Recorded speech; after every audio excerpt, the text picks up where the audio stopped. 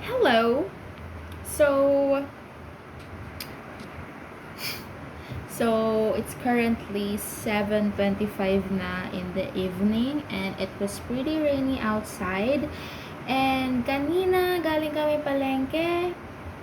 We did a very quick wet market shopping. Yes. Tapos bumili ng various na tinapay si mama and I'm grateful. So, itong video na to, it's nothing really special, come on. But, I think it's worth recording. Kasi, today is another eventful day and what a privilege to experience it. Kasi, every day is such a wonderful day for me. So, I just wanna reflect on everything that happened today. Starting from the very moment I woke up. Okay, so, sige, let's get down to details, di ba? So, kanina nagising ako ng maaga, mga 1, yes, umihi ako. Detail din. Ayun, umihi ako, syempre, and I feel a bit dehydrated. Pero for some reason daw uminom ng tubig, nakalimutan ko uminom. Like, nawala siya sa utak ko. Tapos, ayun, kasi last night, medyo nawalan ng wifi. So, parang ang gandang sign kasi sabi ko, matutulog ako ng maaga kasi nga puro ko puyat ng mga nakarang araw. Tapos nawala ng wifi nung gabi. Like, feel ko sign ni Lord yun para sa akin and I'm grateful kasi nakatulog ako ng mas maaga. Kasi ayun, nagising ako and thankfully nga, pagising ko is back to may wifi na ulit. Tapos, ayun, napascroll ako ng konti. Tapos, maya-maya, natulog din naman kagad ako. I think mga 1 hour. I don't remember. And, ayun, to be honest, medyo weird ng panaginip ko. Like, hindi siya totally scary.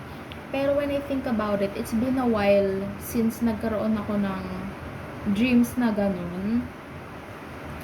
Kasi when I think about it, hindi ko na matandaan yung mga panaginip ko tuwing natutulog ako. Pero this time talaga naalala ko and ewan ko, for me kasi, it has some trauma for me. Ang weird niya kasi halo-halo. I mean, ganun naman talaga sa dreams, diba? Like, unpredictable siya. So, ayun, gusto ko lang i-share. Pero I'm so thankful na hindi siya worst. And, nagising pa rin ako. And, ayun, pagising ko around 7 yata yun. Syempre, pagkagising ko, yung breakfast kagad yung hinanap ko, diba? Ang galing ko. And, ayun, akala ko nung una, wala nang balak bumili si mama ng pandesal. Kasi sabi niya last night, pandesal daw kami. So, ayun, sinabi ko kagad sa kanya and sabi niya bumili raw ako. And ako naman, umagri kagad ako. Pero diba, kung hindi ko trip yung pandesal, mag-aangal din ako. Pero, of course, I don't wanna normalize that. And, ayun, pumunta ako dun sa bakery, humila ko.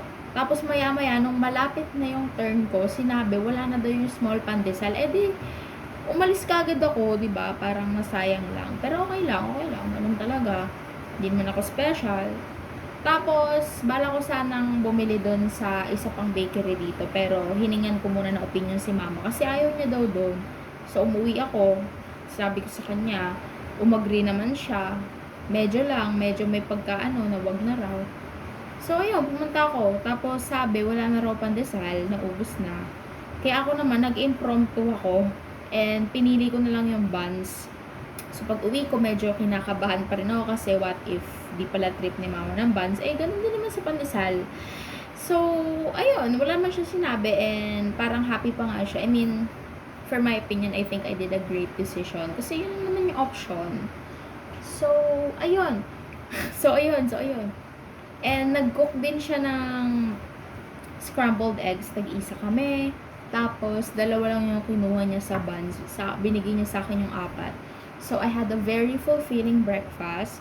And no guilt for that because I truly enjoyed it.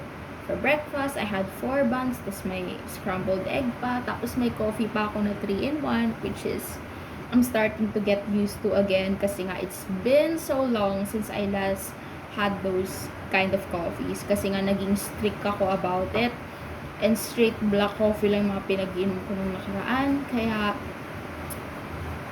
it feels like, I'm so back, type of feeling. And also, last night, merong ginawa si mama nga na merienda namin na Mickey.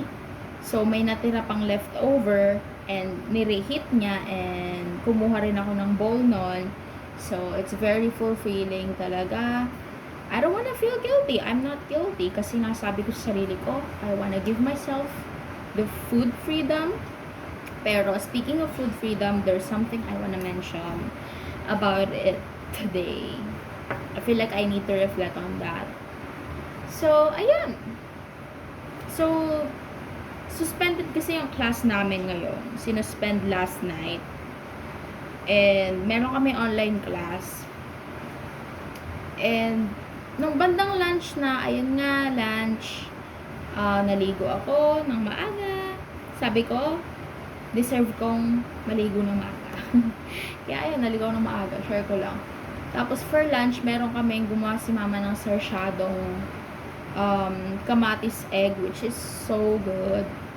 Like, I could literally eat that. Kasi, it's very demure, diba? Simple lang, tas ang dali pa gawin. But, ang sarap pa. Siguro, it's the fact, nagawa ni mama yon. And also, nagtorta siya ng sardines, which is good. So, nauna na siya kumain. So, around 1 na ako kumain.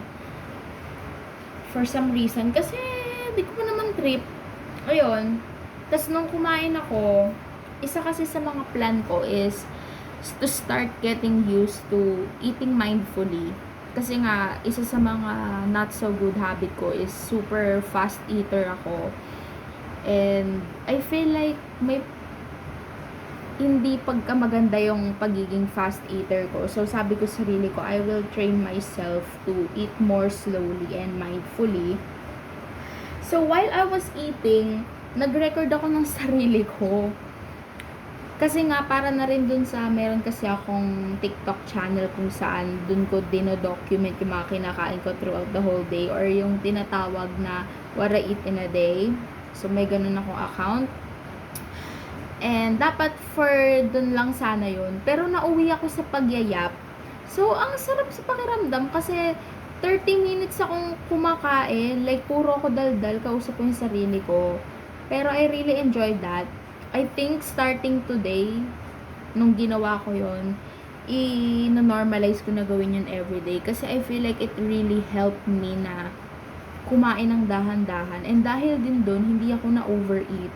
Kasi isa rin sa mga napansin kong trigger is kapag mabilis ako kumain, parang yung stomach ko is sinasabi niya I'm not full yet. Kasi nga dire-diretso yung pagkain, diba?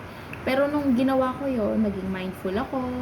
Instead of eating na tuloy-tuloy is nagkwento-kwento ko sa sarili ko, which is pinost ko nga dito sa YouTube channel ko.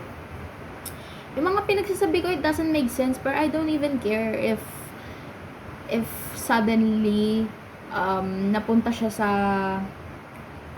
page or sa sa feed nung ibang tao. Like, okay, judge me because ang dami ko pinagsasabi, pero it kinda makes sense for me because this is my life naman.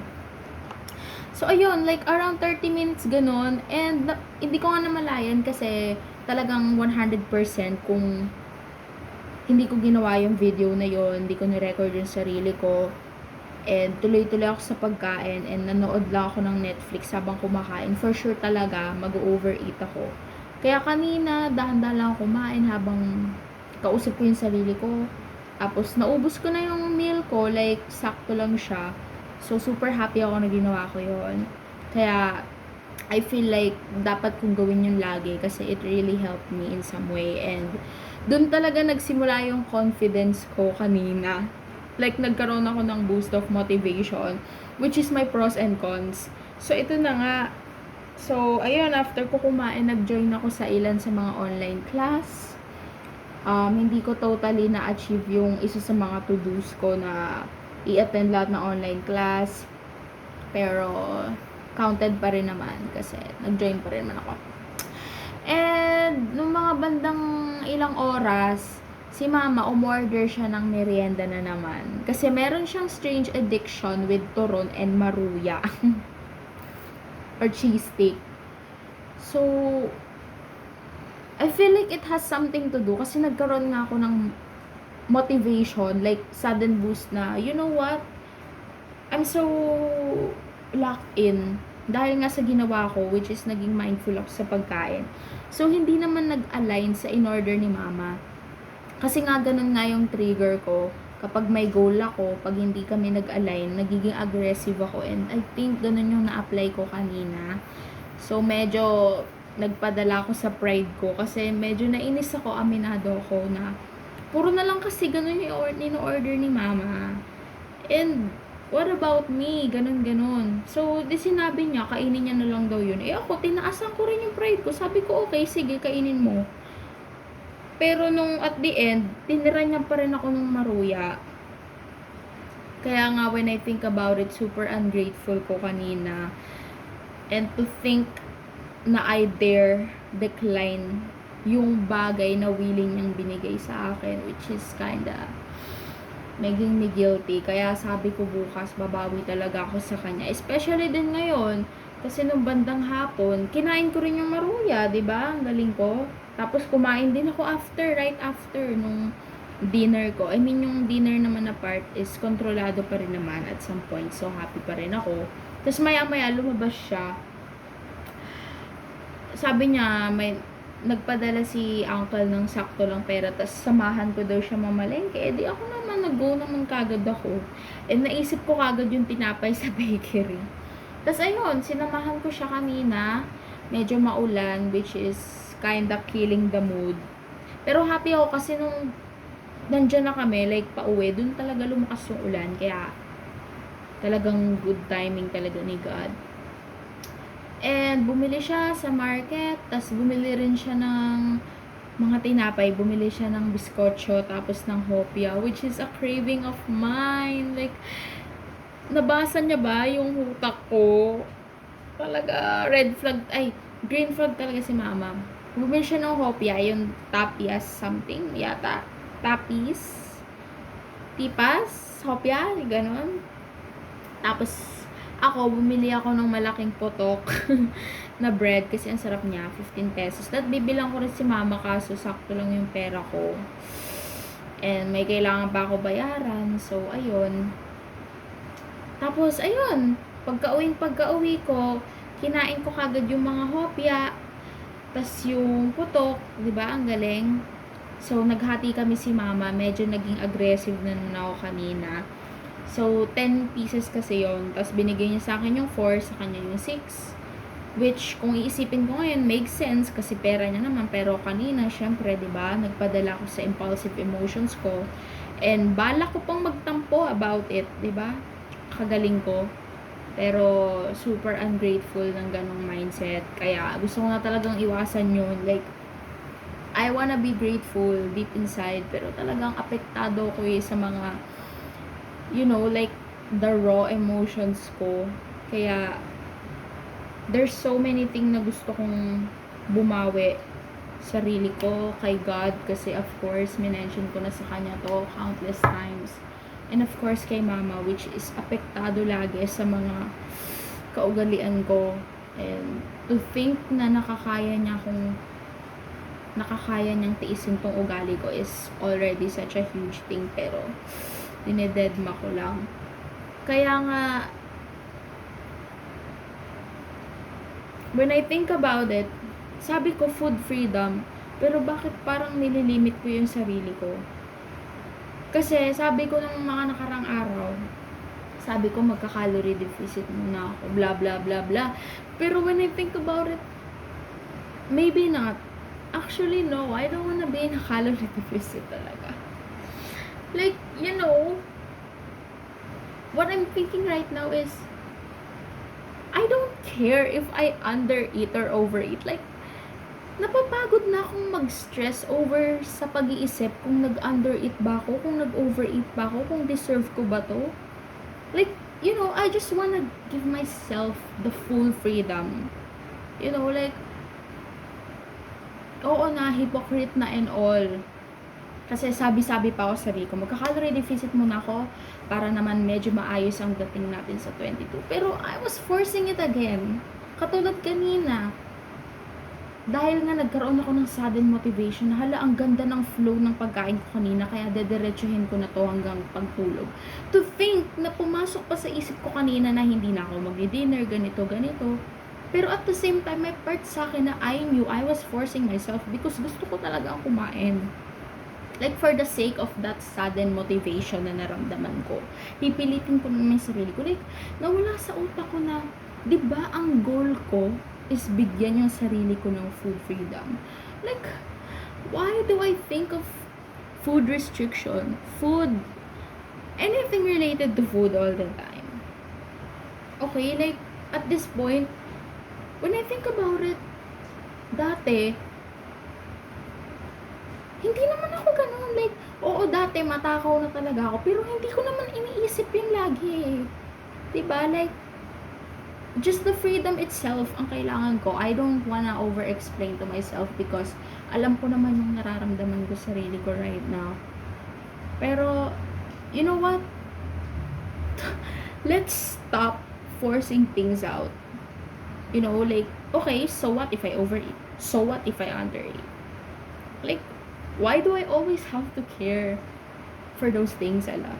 Like, why am I so bothered? Like, pero happy ako dahil I'm so blessed na nagkaroon ako ng habit of walking every time. Kasi super laki ng impact ng walking for me.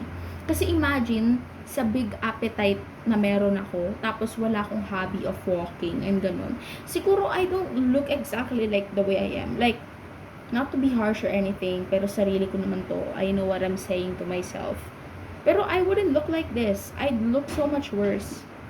Kaya nga, sa simpleng doing na yun, feel ko napakalaking bawi na nun para sa mga pinagkakakain ko, ganun. Pero, you know what?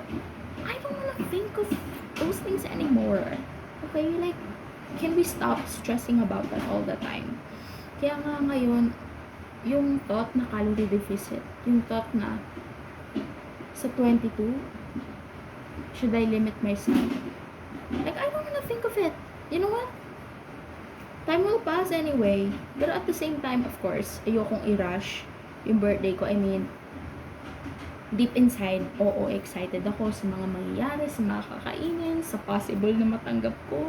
Pero, I don't wanna rush things na muna talaga. Kasi, you know what? What's the point of rushing things kung eventually, dadating din naman tayo sa punto na yun. Dadating din may araw na yun eh.